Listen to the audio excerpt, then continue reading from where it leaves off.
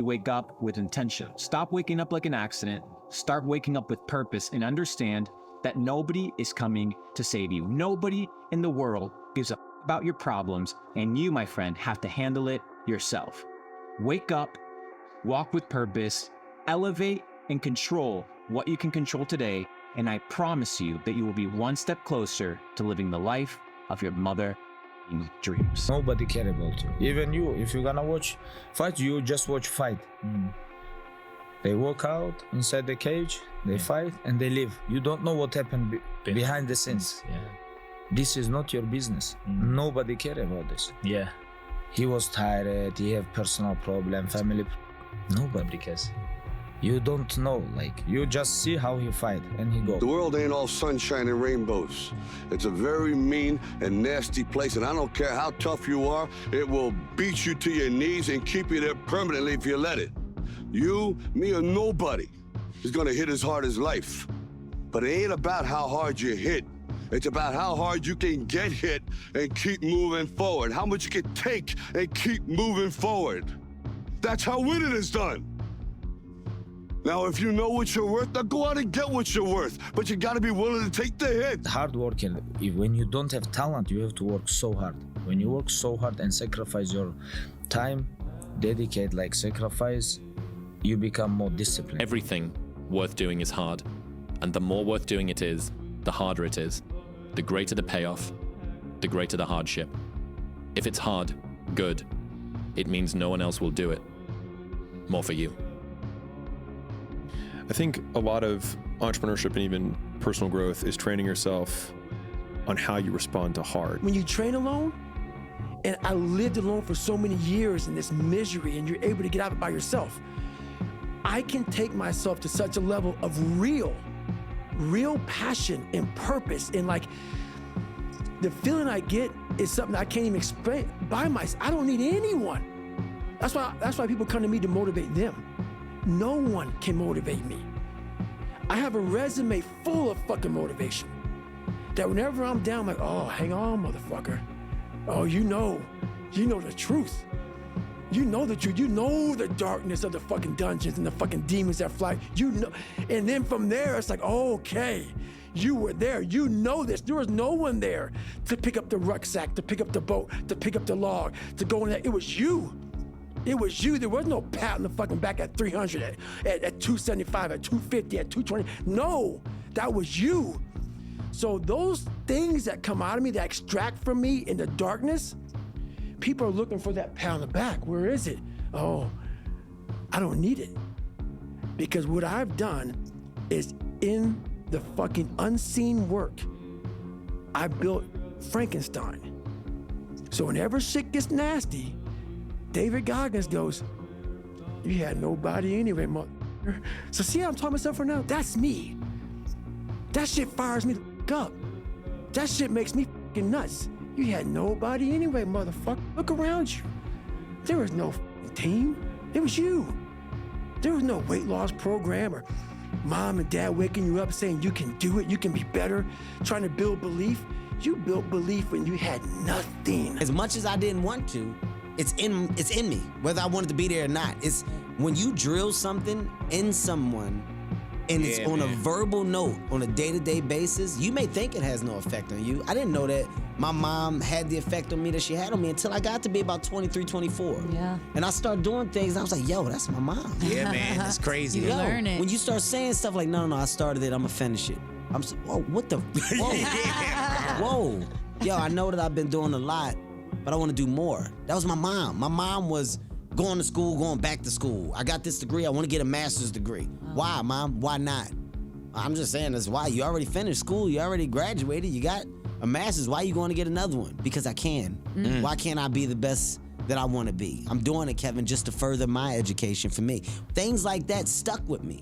So now when you see me work so hard, my whole thing is, why shouldn't I be? Why shouldn't I want it all? Why should I only want a little bit? I look at it as I can have it all. Why can't I have, Oprah got a network, I want a network. Right. Tyler Perry went and got a studio, I want a studio. Yep. Hov, what you doing with Rock Nation? That's your whole thing? Man, I want to do that. Why not? Why not look at what people are doing as a blueprint and tell yourself, I aspire to do that and to have that. And when it's actually in arm's reach, which everything is in life. Right. If you really, really think about it, it is. Everything is in arm's reach. You just have to work to get there. There is no easy road to what you want. No one can work out for you. Doesn't matter how much money you have. No one can learn skills for you. And so in the early days, like, it feels so painful because you're like, you look around to see who can help you, and then you're like, it's me again. You may get some results from it, but they're not permanent. The permanent result comes from you. I say it all the time. You have to suffer. You have to make that a tattoo on your fucking brain, so when that hard time comes again, you don't forget it. You may forget it for a second, but you can go back in the cookie jar, I call it. It's something that we've all endured. I call it the cookie jar, and we often forget how hard we are, but you gotta reflect back. Take a couple seconds to reflect. I've been through this, I've been through that. And then remind yourself, I'm a bad motherfucker. It's easy to give up. You know, Hell it's yeah. easy. It's the easiest thing in the world to do. I'm done. I ain't going. Oh, yeah. I ain't gonna keep going. Yeah, I don't feel like going to work. the I'm one- done. yeah, man. It's easy. It's very easy. But what's hard is going, yo, yesterday I got nothing from working as hard as I could. Nothing happened from that. I'm gonna do the same thing again today, but I'm gonna try to go harder. Hard worker. When you don't have talent, you have to work so hard. When you work so hard and sacrifice your time, dedicate, like sacrifice, you become more disciplined. There is no magic pill. There is no magic out there. You cannot get around. You have to work and work and work. You forgot every reason why you wanted to be there. You don't care about SEALs. You don't care about any of this shit. You don't care about fighting for your country. You don't care about that gaudy gold trident that they put on your chest. You don't care about any of that shit no more. All you want to do is go back home. You want the warmth. You may want something to eat. You want your girl to hold you. All those things of comfort are there in that 1 second. And this is where people lose. You're crazy until you're successful. Then you're a genius. You have to learn to perform without motivation. You have to learn to perform without purpose. You have to learn to perform a lot of different things. And that's what people think. They think I need to have this motivation to work out, to study, to be better. So if they don't have it, they just don't fucking do it. And that's where you fail. You have to learn to train your mind well beyond motivation. If you have motivation, that's great. That's some kindling to the fire. All it takes is a little bit of fucking spark, and you can burn a whole forest up. But motivation, you have to learn to exist without it. You have to learn to be, you have to be your best self when you're least motivated. And that's the tricky part about all that shit. Motivation is just a word. You have to have these different things in your mind on where you want to go and know that motivation is not going to get me there. When I was losing 106 pounds in 3 months, the first 2 months or first 2 weeks, it's like I was gaining weight. You know, I would lose a pound, gain 2. So I was just failing. I kept failing and kept failing and kept failing. So I had to teach myself how to fail right. And what that means is when I fail, I can't spend much time in that fail zone. I have to be able to get up and get after the next day just as fast, because my goals were to be a Navy SEAL. I don't have time to stay here and feel bad for myself for weeks and months and years, because I'll lose that time. So the big thing is know that if you have big goals and big dreams, along the way failure is going to happen. So how fast do you get up from that? And you got to teach yourself that. But the biggest key to success in anything you do is you got to have an unlimited supply of fucking you. This drive and passion, and it may come from nothing. Like for me, there was no passion, no drive, no nothing.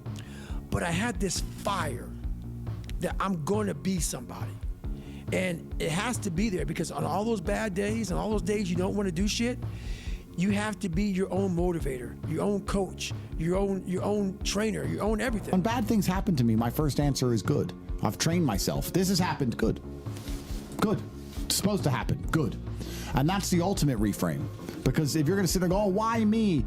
I don't know, Marcel, you can tell me. Has anyone actually ever truly given a fuck enough to fix your life besides yourself? No. Never. They're not going to, bro. They're not going to. You got to do it yourself. You need all these bad things to happen to you, and you have to use them as fuel.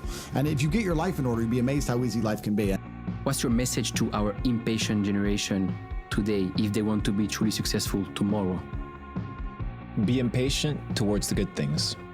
Be impatient towards doing the good things every single day. Be impatient towards waking up and going to the gym. Be impatient to get on your sales calls and close those clients. Be impatient to pick up that book and read. Instead of being impatient about the results, be impatient about the input, because you can't control the output. You can control how many seeds you plant. You can't figure out which seed is going to grow and how many apples are going to come from that apple tree. You can't control that. You can't control the day you're going to become a millionaire. If you say, I'm going to become a millionaire in 1 year, good luck, motherfucker. Because if that year rolls around and you're not a millionaire, you're going to feel like shit. You're going to feel unsuccessful. But if you're like, my success is determined by my input and not my output, dude, be impatient as a motherfucker. Getting that input, grinding, understanding that money, success is a lagging indicator. So hustle, do what you have to do on the input, and then let by natural law, which is a principle that applies to the universe, right? Action causes reaction, input causes output. Focus on what you can control, be impatient about becoming great, and the rest will play out. You weigh the temporary pain versus a lifetime of pride. What are you gonna do? How bad do you want it? There's two options. To continue forward, pushing upward. And if you do, that dream is given birth, and forever you will live in the reality of it. If you stop, quit, throw in the towel, I promise you there's no distance you can travel far enough to ever find that dream again. For it is dead. And in its death, it's replaced by regret.